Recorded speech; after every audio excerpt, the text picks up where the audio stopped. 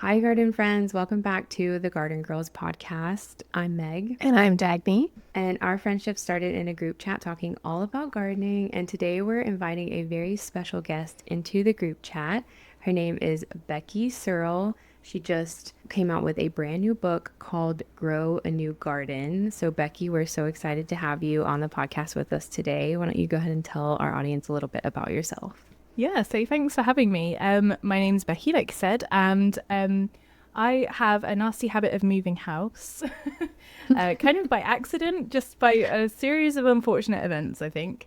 And every time I move house, I kind of arrive in the new place and think, great, I'm going to start a garden, I'm going to watch it grow, I can't wait. And then 2 years later, something happens and I have to move. So I've started so many new gardens in my adult life over the last kind of 20 years and got to know quite a lot about what happens and how to overcome the obstacles, the sort of cycles of what happens in a garden, especially because they're doing everything organically. And then I paired that with my knowledge of ecology because I'm a trained ecologist and so I have a keen interest in kind of the dynamics of how things work in the garden on a sciencey level. So that's me. I love that. The soil chapter, I just want to dive into like endlessly, but I'm also so curious with like all the gardens that you've started. Like, can you tell us what maybe like the most memorable or challenging garden you had to start was? Yeah, so the most memorable, I suppose, was the biggest. And it was a garden that I started in 2018. And when we arrived, it was a total wreck. There was nothing there. It was completely overgrown. It took us about a week and a half of exploring the garden before we found the pond.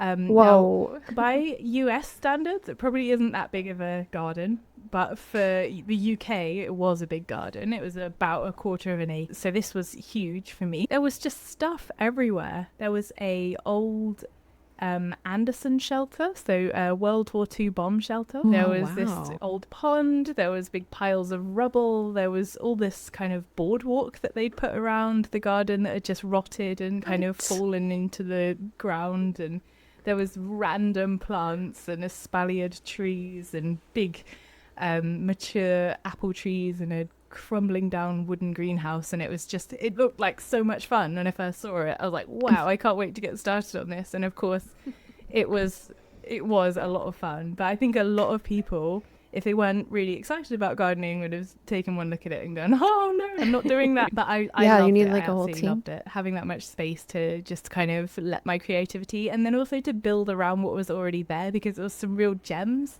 like these espaliered fruit trees and this greenhouse that just needed a bit of fixing up, and it was absolutely beautiful. It's the kind of thing that I would never have been able to put in the garden myself in the budget that I had, but because it was already there, it kind of became like the centerpiece of the garden. So it's just amazing. That That's sounds magical, right. actually. It really does. Like you're always uncovering something else like you didn't know was there. That is amazing. I love Yes, that. There's a lot especially of those trips to the tip though. espalier. Yeah, I feel Yeah. like I would need a team for that one. Like that sounds like a big Yeah. project. Definitely. It was a big project, Yeah. but like I said, it was just really fun. And I think when it's your own garden as well, there's no like Yeah. time expectations either. Right. The only thing that I had was that I had started this Instagram, and they started my Instagram channel so much more when I first moved into this house, because I kept sending my mum and dad pictures of the garden, be like, look, there's some rhubarb popping up. This is so exciting. And my parents just did Yes. not care. So I was like, right, I'm going to stick them all on Instagram. And then if you find 5 minutes to care, you can just log into that and check. And then it turned out that like 50,000 strangers cared, but my parents still did. But then I kind of felt like the pressure then of wanting to make the garden Yeah. look nice, Yeah. because I wanted to show everybody what I was doing. So yeah.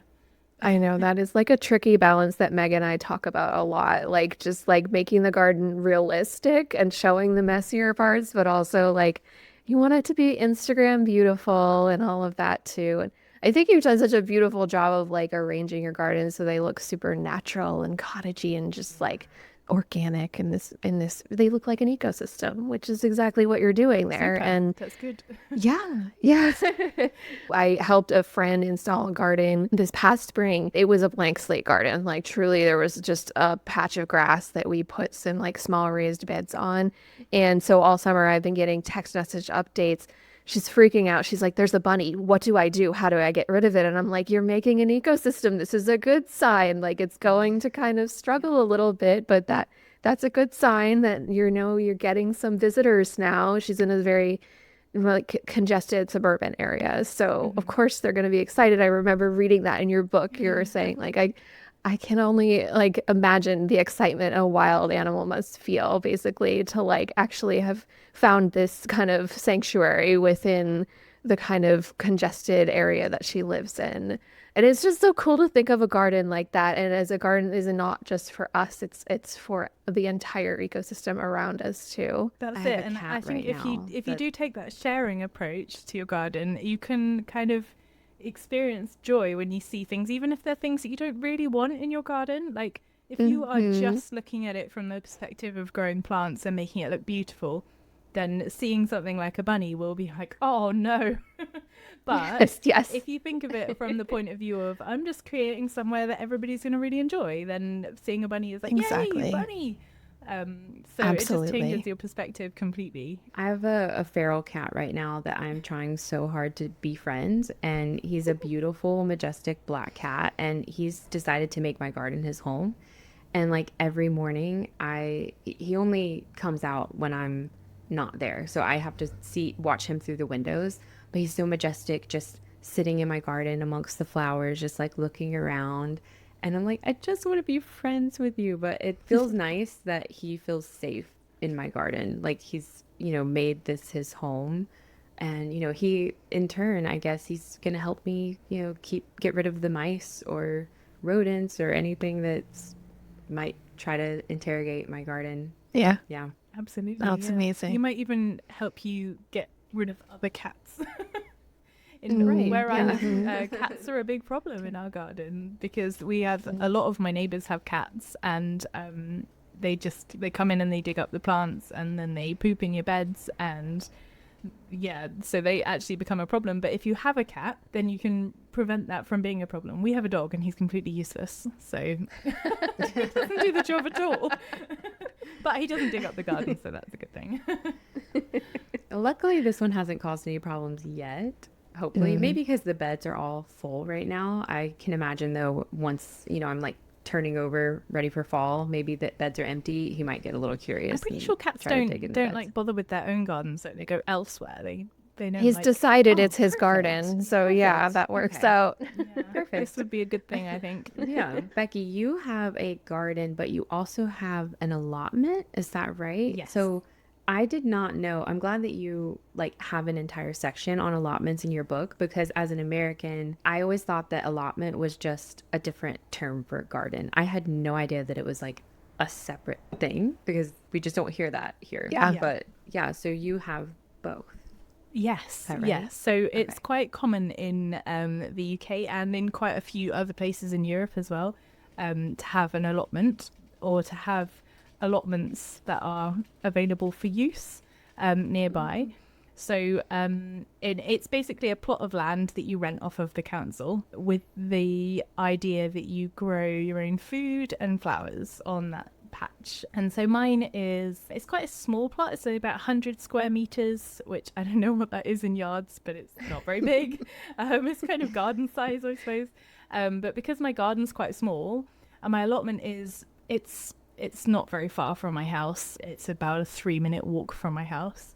Oh, nice. So it's really easy to get to. I can see it from my window, which is really nice. So I can admire my sunflowers from my bedroom. So it's a lovely kind of extra space. And it almost feels like with the garden, you can be a bit vain and you can try and manicure it and make it look really nice. But with an allotment, you're kind of just experimenting and having a bit more fun and accepting that things are going to go wrong. And you know, the idea is that if you can grow a really nice big pumpkin or a wonky tomato or something like that, that's great. You know, you've won. And it's a really nice community thing as well. There's loads of like-minded people who all just go there, and so you can be tending your own plot, talking to the person on the plot next to you. Just, it's a really nice social thing. So yeah, it's really, really common here in the UK, and it's just a really nice thing, especially when we only have tiny gardens, as I mentioned before. The community aspect of that sounds amazing. Like, we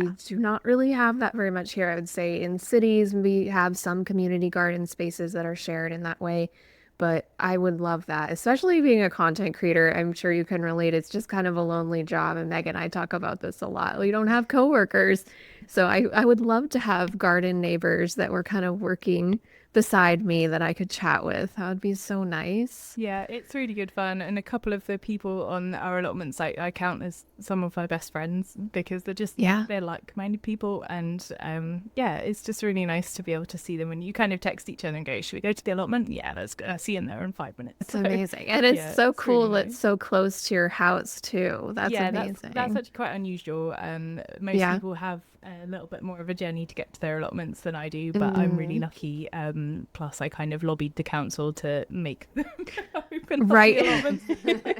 So you make your own luck, you know. Yeah, that's so true. That's amazing though. Well, I am curious, if you were to tell somebody who was just starting over to start a garden, like they could only plant one thing, would you have like a favorite plant? I know this is the hardest question in the world, but like, what would be the plant you would say to plant? Ooh, I think that, so the first thing that I would say is that to grow what you like. So there's absolutely no point in growing a dahlia, for example, if you don't like them. Don't grow tomatoes if you don't like eating tomatoes. But in terms of actually starting on a new plot, you want to kind of think about enhancing the health of that plot. And if you want to talk about building up the soil health and building up the ecosystem, there are a couple of really, really good plants for that. So the green manure type plants, if you were only to grow one thing, maybe go for something like broad beans, fava beans, that kind of thing, because they build the soil health. They're also really good for attracting aphids, which then attracts kind of other things that eat aphids and then builds up an ecosystem from the ground up. They're really, really easy to grow. They grow over winter and kind of almost fail safe. And then if you're doing the same thing but in spring, you can try sunflowers. Everybody likes sunflowers, right? You get cut flowers. They attract loads of pollinators. They're really good at building soil health. They're really good if you have really heavily compacted soils, because they have really deep roots. So their roots are really good at breaking up the soil and adding organic matter. And then you can, like I say, you can have cut flowers that are sunflowers, and everywhere you look, they'll just be happy, sunshiny colors. And it's just lovely. Oh, that's Meg is the sunflower queen. So she's sitting here like, yes, all the sunflowers. And we've been talking a lot about cover crops. So I love that that is like your main recommendation, and that you went to like soil health first, because I feel like most people would just be like, oh, grow a tomato. I always say like grow lettuce or herbs, because it's so easy and like rewarding, and you want that kind of easy start. But the idea of like really thinking of it as soil first is such a prominent like theme in your book. And I love that it just continues into like your answers too. That's awesome. Yeah, soil is like my absolute passion, because I just truly believe that you can't grow healthy plants without healthy soil. They are so intrinsically linked that if you're not thinking about one, you're not going to get the other one, basically. No. I wanted to pick your brain on this because that chapter of your book, chapter 2, is all soil health, and I've read it twice now. I'm just obsessed with it. Like a lot of it, like, you know, it's things I've picked up over the years, but the way you explain it, it's just, first of all, you have such like a warm and chatty way of writing that I just really want to copy and emulate. Like, it's really beautiful. And it just feels like you're talking to a friend and hearing these things in a way that's very accessible and easy to understand, which I just so appreciate. But yeah, I mean, there was just so much to it that like really helped it cement in my head and be able to like maybe explain it better to somebody else, even though it was things that maybe I was already familiar with. And yeah, it really got me thinking, because my garden's a little bit unique. Because I garden with chronic pain, I have raised beds, but they're really elevated beds. So they're essentially container gardens. They don't have that kind of the layers of soil and all of that. And some of them even have weight limits that make it so I can only grow in potting mix. So even though they're 2 feet by 8 feet, like big beds, they only have potting mix in them. And I have to spend a lot of time maintaining them with fertilizers. And they are organic fertilizers, but there's just a lot more like work into it. So what would be your recommendation for that? Because all I can think to do is like leaf mold, something really lightweight that would add that organic matter on top of adding my organic fertilizers regularly. Yeah, so leaf mold is really good, but leaf mold is very low in nutrients, which makes it good Mm-hmm. for seed starting because then you don't get that really rapid growth that's kind of unhealthy in seeds. But it's not great if you want to add nutrients to a large bed. The way I think of this is that when trees drop their leaves, what they do before they drop their leaves, and the reason that they turn brown and orange and yellow and all those lovely colours in autumn or in fall, is that they kind of suck back in the nutrients from the leaves before they drop them. So they suck all the nutrients that they possibly can out of the leaves and then they drop them to the ground, and they are just basically carbon after that. They have a few nutrients left in them that the tree hasn't managed to get, especially if there's been a storm or something, but by and large they're very low in nutrients. I would say homemade compost is probably your best bet. And vermicompost, so anything that has been made with worms. So if you have a worm farm, they make this beautiful, light, fluffy, just packed with nutrients, packed with bacteria, really, really beautiful, healthy stuff. And that is just extra concentrated. It's almost like a fertilizer, but in a solid form. But it will add loads of bacteria and loads of life to the soil as well. So That's I would great. say try and start with either homemade compost or vermicompost. They're kind of quite similar.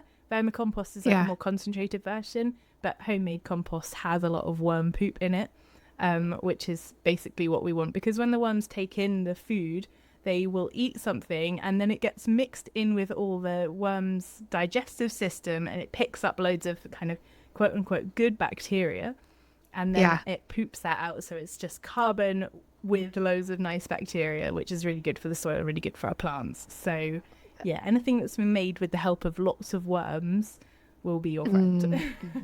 I think that's a great idea. Yeah, I actually have picked up some bags of worm castings. I would imagine those are not quite as nutrient dense or alive, I guess, as Not getting it quite, from your no, but own. they're still pretty Yeah. good. Yeah. Yeah. And it's super lightweight. So I think that could work really well in my beds. That's awesome. Yeah. I'm going to do that for sure. Also think about planting like a mixture of things so that you're not just planting kind of one thing per bed. Try and mix as much as you can, because that's going to get you biodiversity in plant form, which should equate to biodiversity in soil form. And hopefully by then adding things like organic compost and vermicompost and stuff like that, that you can kind of build up a bit of a enclosed ecosystem in your beds.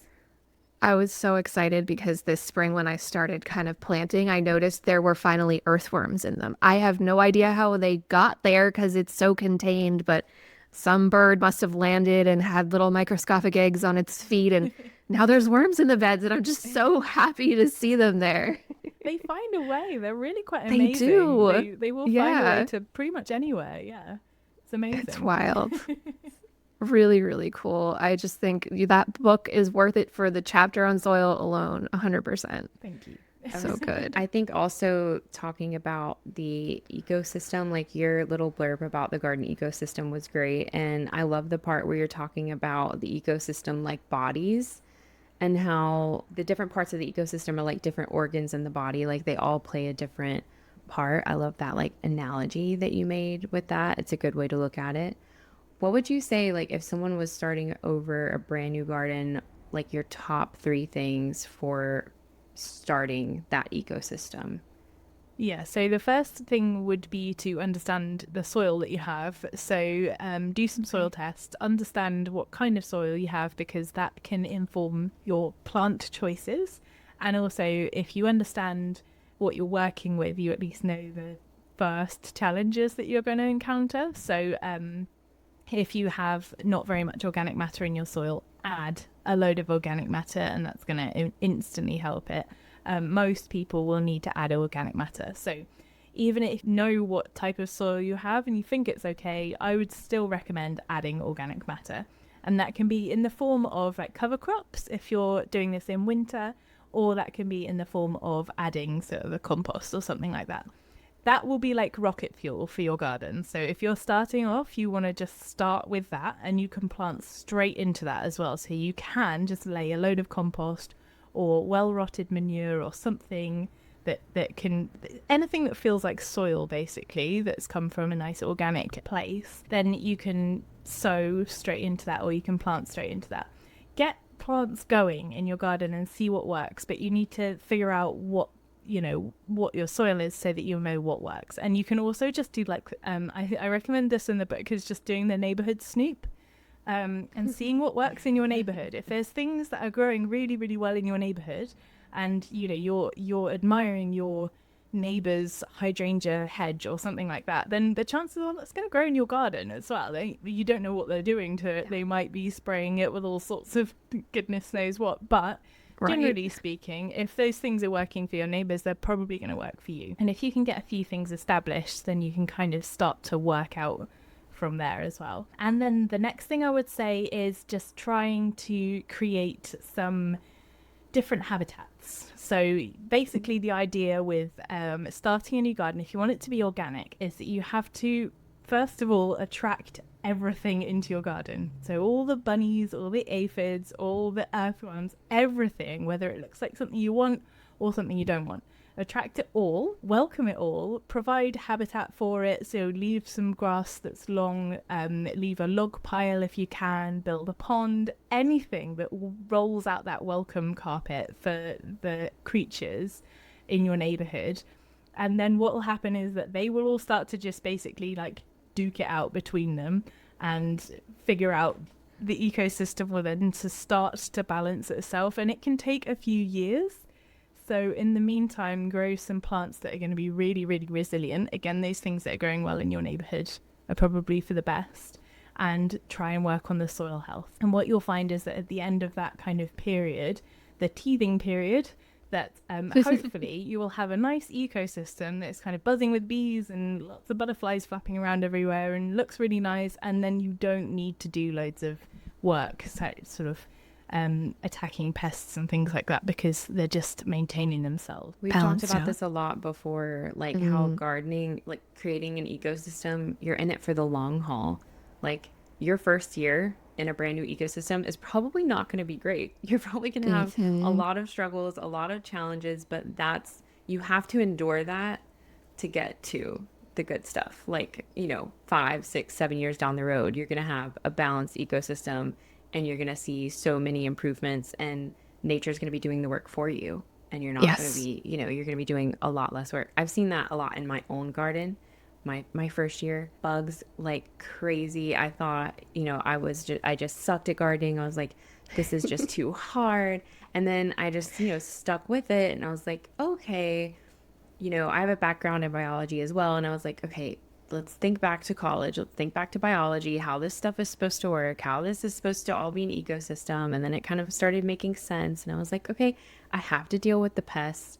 The bad bugs are just as important as the good ones. The good ones aren't going to come around if there's no bad ones. So all these people that are spraying chemicals and stuff, it's like, it's an imbalance. And so the ecosystem is like so much more important and it's a long haul game. It's not a short, and it's thing. About like reciprocity. That's such a tough word. But basically, like I just posted the video where I was like harvesting stuff from my garden, and I showed off these swallowtail caterpillars that were decimating my dill. And somebody commented, and I was so excited, but somebody commented, aren't you going to do anything about those caterpillars? Yeah. I was like, what do you mean do anything about them? That's why I planted the dill. The dill is for them. Like, and kind of shifting that mindset away from this default of like, we should get from our garden everything that we put into it. Like, it's not an equal exchange, and it shouldn't be. It should just be more about creating that ecosystem. So I love that. But I've been thinking a lot more about like the habitats like you were talking about, and trying to make more of those in my garden. I want to do a stumpery. and Ooh, just nice. have like a whole bunch of like rotting stumps somewhere that like wildlife can kind of just do whatever they want in. And I wanted to do a pond this year too. I think Martha, she did a beautiful pond, like where she just kind of buried like a tote in the garden. And every year it seems like it's just getting more and more lush, and then the frogs and everything are moving in. I would love to do something like that. But if you had to pick just one type of habitat to add to your garden, what would you pick? 100% it would be a pond. Yeah. Yeah. Because Yeah.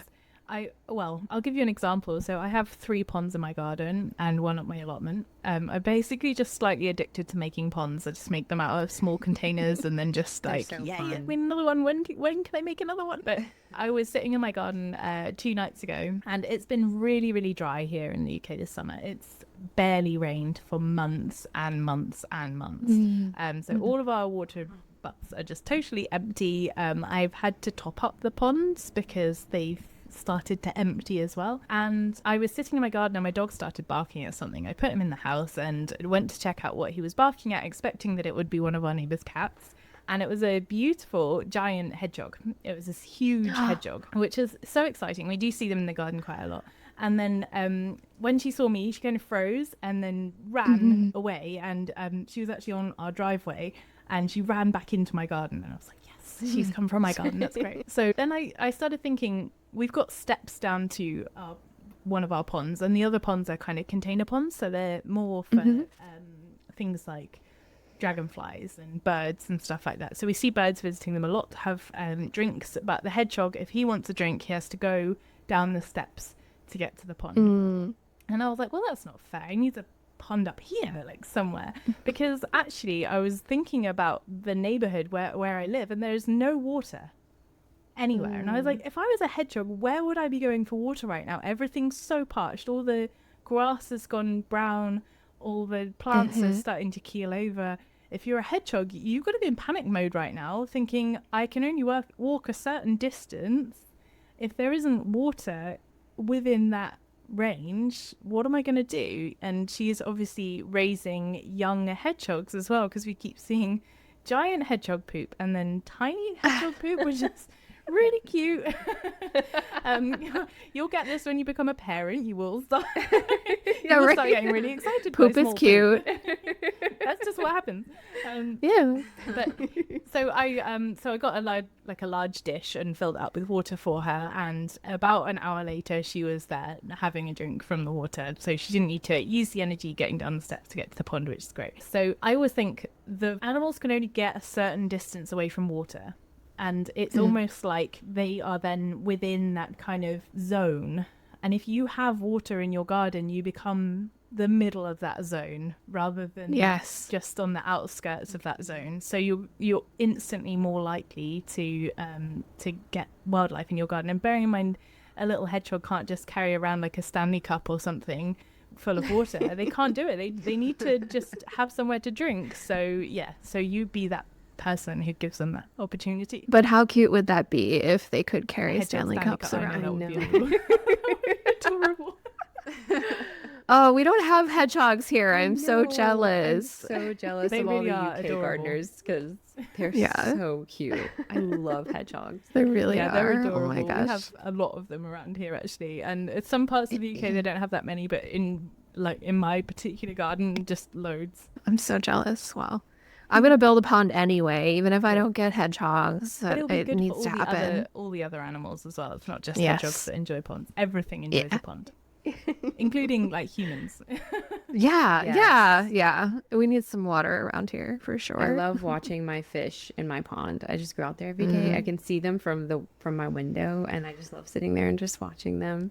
That's right. It's super relaxing. peaceful. Just staring It's into so like relaxing. the depths of water is Yes. just always so calming. So yeah, I definitely And then think a even pond. even like creating the pond ecosystem is fun as well. Like Oh, yeah. I have like it's a mini pond, but I've been having like a lot of algae kind of build up, so I added some snails, and they've been helping take care of the algae. Now my pond is cleared up, and I'm just like, this is so fun. Like You know, it's like the garden all over again, but with a pond, which is Yeah, its that's own it. little ecosystem. Yeah, yeah, you get to build something from scratch. That's amazing. And you I can love make it it. really beautiful and really cute as well. And Right. there's so many things that you can do with a pond. It's just they are really, really fun. They're so lovely to build. And I do feel like it's a little bit addictive once you start realizing how easy it is to make a Yeah. pond. I know. I'm gonna do it. I gotta do it.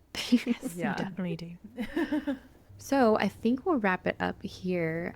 Becky, tell us where we can find your book because I Show don't us the think it's out book. in yeah. Yes. Show us the book Okay. So and tell us where beautiful. we can find. This is Grow a New Garden by me, Becky Searle. And so in the States, you can get it from Barnes & Noble. It will be available on Amazon. It comes out in October. You can pre-order it now, and then you'll be one of the first to receive it. It's already out here in the UK, so if you are listening from the UK, then you can just get it from any major bookstore. But yeah, in the US, you got to pre-order it and wait until October. It's a beautiful book. I highly Beautiful. recommend it. Yes. Thank you. I also love how many photos there are in it. I'm a Yes. very visual person. I can't read a book if there's no photos. And so when I opened it, I was like, yes, there's so many beautiful photos in here.